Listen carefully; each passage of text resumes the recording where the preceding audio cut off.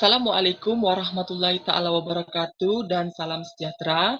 Kami dari kumpulan 13 akan membentangkan tajuk yang kami pilih, iaitu soalan 11A, penggunaan bahasa lelaki dan wanita dari aspek sosiolinguistik gender. Baiklah, gender merujuk kepada lelaki dan wanita merupakan satu isu yang boleh dibincangkan dalam bidang bahasa. Terdapat beberapa kajian telah dilakukan oleh penyelidik dari pelbagai bidang bahasa, termasuklah psikolinguistik, antropologi, dialektologi, dan sosiolinguistik. Lelaki dan wanita dikatakan memiliki satu bahasa yang khusus, iaitu bahasa lelaki dan bahasa wanita, dan bahasa-bahasa ini dijumpai dalam beberapa kajian yang telah dilakukan. Namun secara hakikatnya, golongan lelaki dan wanita tidak semuanya menggunakan kata yang berbeza. Kedua-dua golongan ini masih lagi menggunakan kata yang sama, cuma cara berbahasa mereka itu berbeza. Penggunaan bahasa dapat memberi gambaran kepada kecenderungan masyarakat dan penuturnya. Bagi menjelaskan sesuatu bahasa haruslah melibatkan aspek-aspek sosial masyarakat tersebut. Salah satu ciri yang berkaitan dengan penggunaan bahasa ialah faktor gender. Bahasa dan gender, jika kita lihat, sememangnya memiliki hubungan yang sangat erat. Sehingga kan terdapat ungkapan yang menyatakan bahawa mengapa cara percakapan lelaki berbeza dengan pihak wanita. Terdapat beberapa aspek yang boleh menerangkan tentang perbezaan bahasa lelaki dan wanita ini.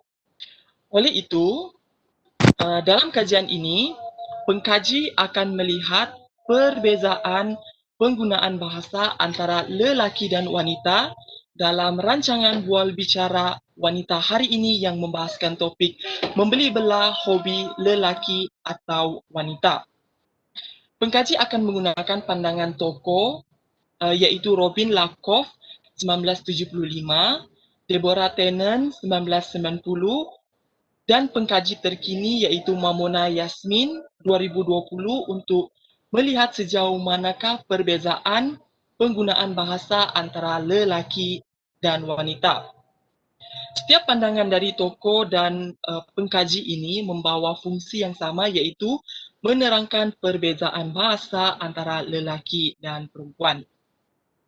Okey, dalam kajian ini kami telah menyenaraikan dua objektif utama. Yang pertama, kami akan menganalisis aspek bahasa dan gender menurut Robin Lakoff 1975, Deborah Tannen 1990 dan Mamona Yasmin 2020 melalui rancangan bual bicara wanita hari ini.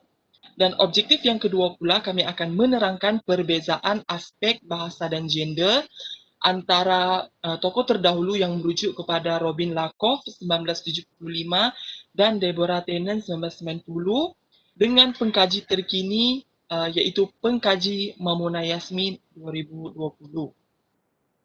Hipotesis kajian dalam kajian ini pula terbahagi kepada dua, iaitu yang pertama, perbezaan gender mempengaruhi penggunaan bahasa, dan yang kedua, terdapat perbezaan aspek bahasa dan gender mengikut pandangan tokoh dahulu dan pengkaji terkini. Baiklah, bagi metodologi kajian. Metodologi kajian merupakan cara, pendekatan dan kaedah yang digunakan untuk mencapai objektif dan matlamat kajian. Metodologi kajian menjadikan kajian yang dijalankan lebih sistematik dalam mencapai objektif yang ditetapkan. Kaedah metodologi yang pertama ialah kaedah kuantitatif, adalah untuk mengukur pernyataan daripada dapatan kajian yang telah dianalisis. Dapatan kajian tersebut telah dipersembahkan dalam bentuk data, iaitu jumlah bilangan responden lelaki dan responden wanita yang mempunyai ciri-ciri pertuturan yang dibincangkan. Yang kedua, responden kajian. Responden kajian terdiri daripada pengacara dan tetamu undangan rancangan Wal Bicara Wanita hari ini. Sasarannya ialah lelaki dan wanita yang sudah matang dan balik. Terdiri daripada 3 orang lelaki dan 2 orang perempuan. Yang ketiga, kaedah pengumpulan data. Kaedah pengumpulan data melalui buku, tesis dan jurnal daripada laman sesawang dan rujukan yang berwibawa. Data diperoleh daripada dokumen yang menayangkan video pertuturan responden daripada rancangan wanita hari ini. Tokoh kajian. Tokoh kajian pertama ialah Robin Lakoff, 1995. Teori bahasa dan gender iaitu Language and Women's Place yang menyebut bahawa munculnya perbezaan antara lelaki dan wanita dalam berbahasa.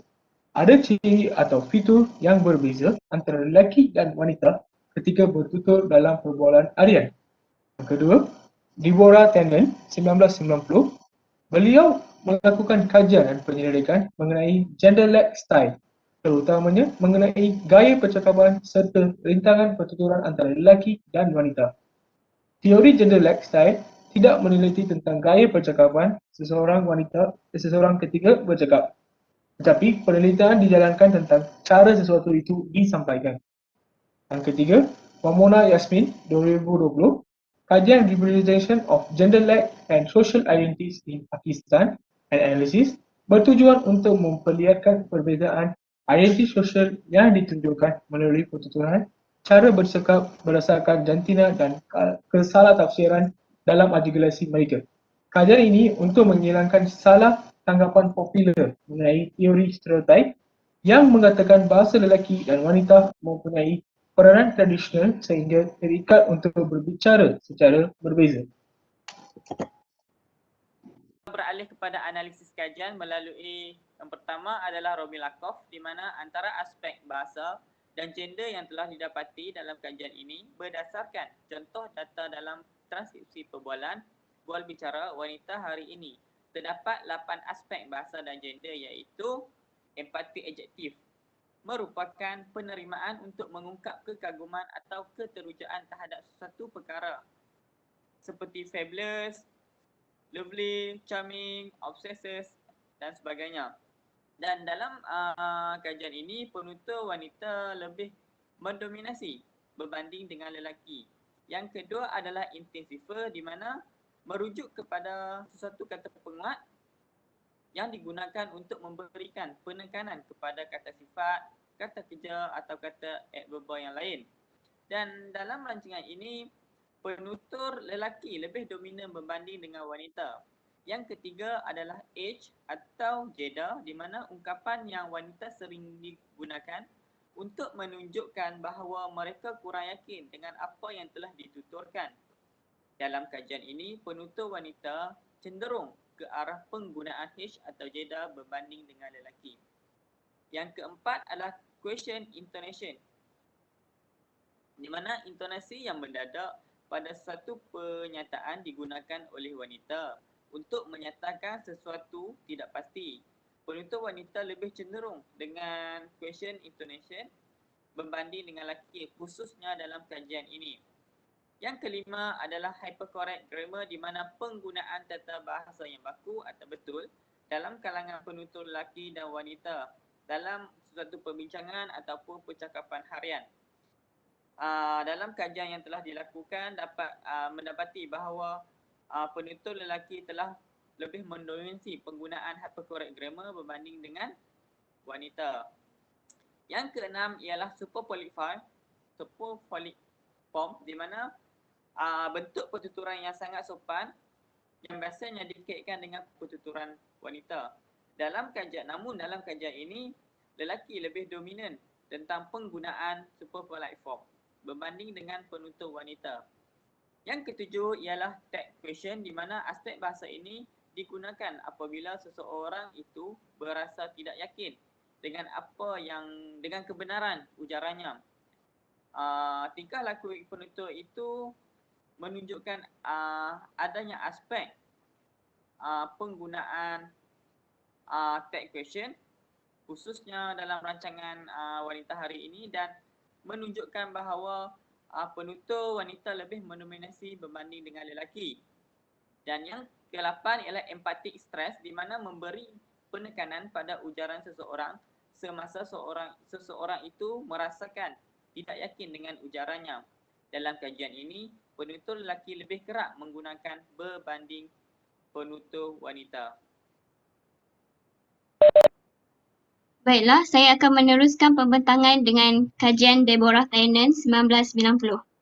Tannen 1990 telah mengemukakan 3 aspek bahasa dan gender dalam kajian ini untuk menunjukkan perbandingan pertuturan antara lelaki dan wanita.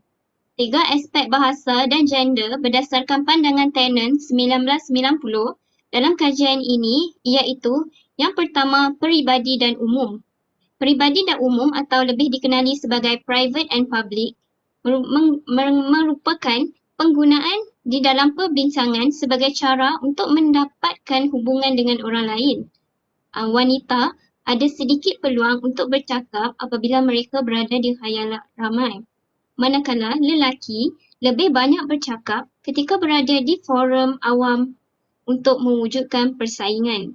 Bagi ciri peribadi dan umum ini, dalam kajian ini didominasi oleh golongan lelaki.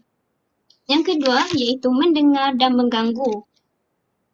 Ciri mendengar dan mengganggu ini merupakan ciri yang dinyatakan oleh Tannen dalam kajiannya pada tahun 1990. Wanita akan mendengar untuk menimbulkan rasa empati. Mereka akan mendengar dengan teliti dan penuh perhatian. Wanita akan mengganggu untuk tujuan sokongan. Manakala lelaki akan menggunakan gangguan sebagai permainan kuasa untuk menarik perhatian dan menunjukkan status mereka. Bagi ciri mendengar dan mengganggu ini, kaum wanita mendominasi ciri yang kedua ini. Dan yang terakhir iaitu emosi dan hubungan baik. Lelaki dan wanita mewujudkan emosi dan hubungan baik apabila mereka berbicara. Lelaki akan mengelakkan perkara-perkara yang tidak wujud dan lebih suka kepada fakta. Manakala wanita akan bercakap lebih mengenai perasaan, hubungan dan memasukkan unsur emosi dalam perbincangan. Dalam kajian yang telah kami jalankan terhadap berbicara program wanita hari ini, lelaki lebih mendominasi dari aspek emosi dan hubungan baik. Sekian daripada saya.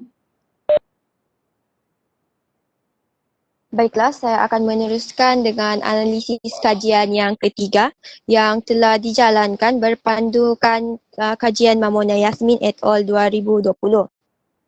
Okey, terdapat 3 aspek bahasa dan gender yang didapati dalam bual bicara wanita hari ini, iaitu yang pertama ialah aspek nasihat dan memahami. Dalam aspek ini, lelaki dikatakan lebih cenderung untuk menguasai komunikasi dengan pelbagai cara yang berbeza seperti melalui pemberian nasihat, cadangan dan memberi penegasan berdasarkan apa yang mereka fikirkan.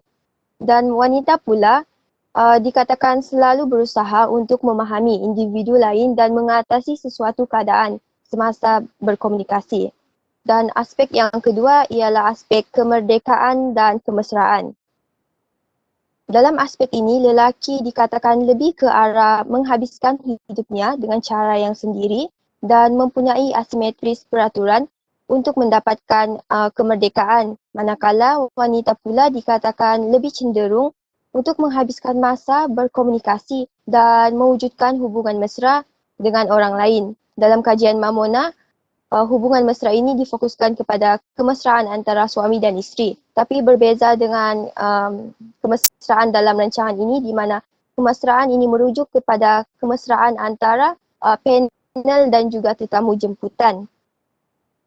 Dan akhir sekali, aspek status dan sokongan. Okey, status merujuk kepada keadaan mengenakan batasan dan menegaskan kedudukan pusat serta status yang tinggi kepada bahasa lelaki. Wanita pula dikatakan lebih cenderung untuk memberi sokongan kepada orang di sekelilingnya seperti pasangan, rakan sejenis ataupun kepada dirinya sendiri.